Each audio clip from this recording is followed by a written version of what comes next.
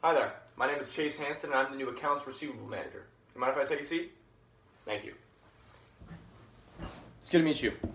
To talk about Crackling Cracker Company, here we want to look at the aging report of our accounts receivable, and I'd love to do that and analyze it with you and talk to you about our future options.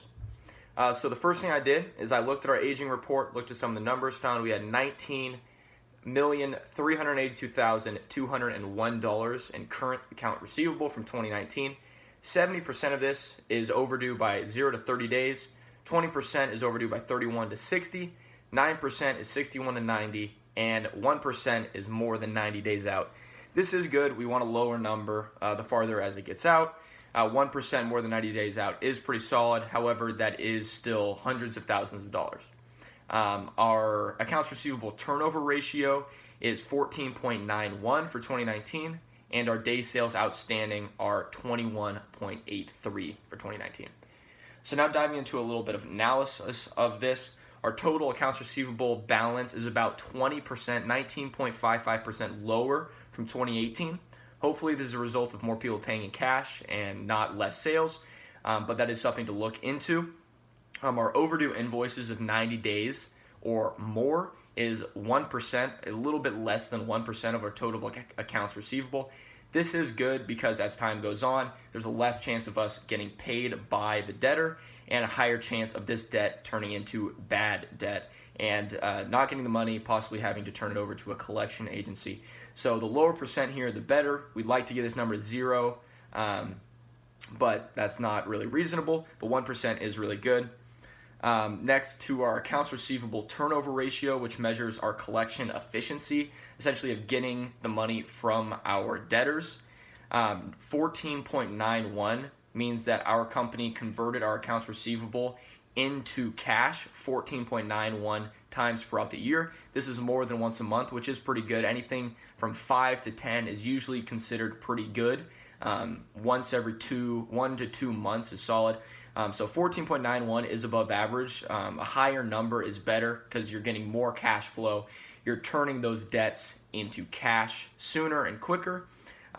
This high turnover either suggests that we're just very efficient, or could also say that we're a little bit too conservative with our policy around credit, which could be limiting some of our customers, which is something to look into as well.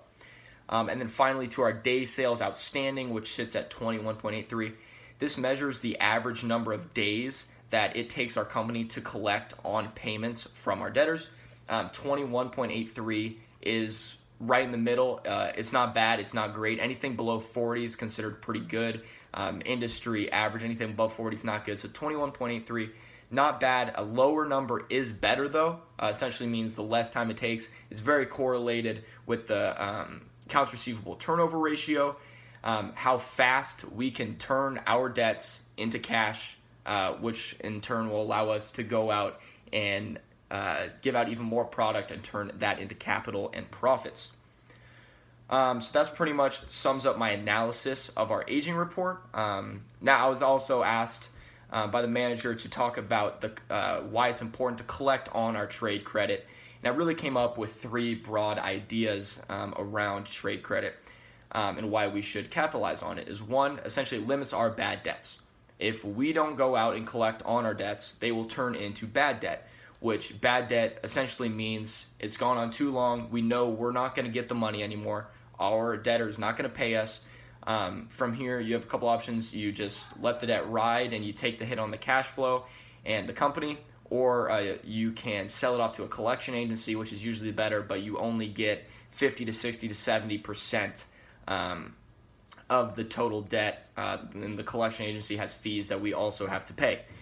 The next part is it stabilizes our monthly cash flow. If we're consistently selling products but not receiving any money for them, this is very hard on our cash flow statement and on our profit loss statement, as we are essentially giving out free goods. So collecting on this debt's extremely important to keeping the company stable and afloat in terms of cash flow, and monthly.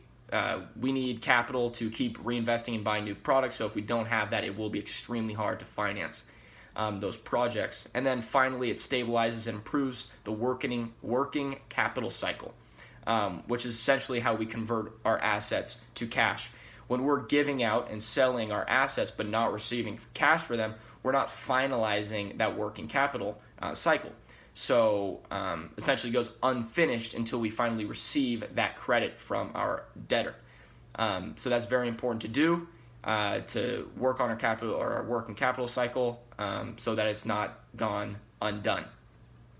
Now on to a collection process. So I was asked to talk about how we should go about collecting them, a couple of new things we could add into our collection process. I'm not fully aware with our current collection process, but I do know the aspects that make up a great and a good collection process, and I do have some recommendations of some different sort of aspects that may not be as well known that we can add into our company to make sure we're collecting on our debts. So the key components: a way to verify our accounts receivable balances. Clearly we're doing this well, but it's always important to make sure that we are verifying them and making sure we are tracking them. 2, sending accurate and timely invoices, making sure that our clients know when they have to pay, what they have to pay, and for what they have to pay. 3 is generating accounts receivable reports, which we are doing well, making sure that we're always staying up to date with that. Number 4 is tracking overdue invoices, such as the aging report, and of course getting someone to analyze this so that we can in turn turn our aging report into a way to collect on this money and developing a plan for attacking our outstanding debt. And finally, matching our records. Very important, making sure everyone has the same records and that our clients know, we know, our employees know everything that's going on. And then the processes that I think we should take into place to not only capitalize on the debt that we have now and getting that trade credit, but also in the future to run this into our company so that we are always doing it and never miss out on another payment. For one, don't extend trade credit to new customers. Or working on not automatically doing it. So it's not that we can't ever do it, but don't automatically extend it to new customers. I don't believe we're doing this now, but making sure that we fully audit people and know what their chances of paying back are and taking high repay back percent chance clients. Number 2 is taking partial payments in advance. So it does kind of go against the idea of paying on credit, but taking a small percentage up front will keep it in the customer's memory. It will help our working capital cycle, help our cash flow, and we won't have to collect as much money later, which may give them a higher chance of paying back. Overall, it helps all parties involved, especially us. Number 3 is invoicing promptly. Extremely important, making sure that we send out invoices on time, making sure they're very accurate so that our clients get them early, get them often, and they can pay us back the same way. Number 5, we can reward promptly paying customers. This doesn't have to be huge rewards, but giving them small discounts on next deals or added in benefits is a great way to encourage our clients to pay on time or even before their deadline so that we're not chasing them down later, spending more time, spending more money to do so. Number 6, establishing a follow-up system.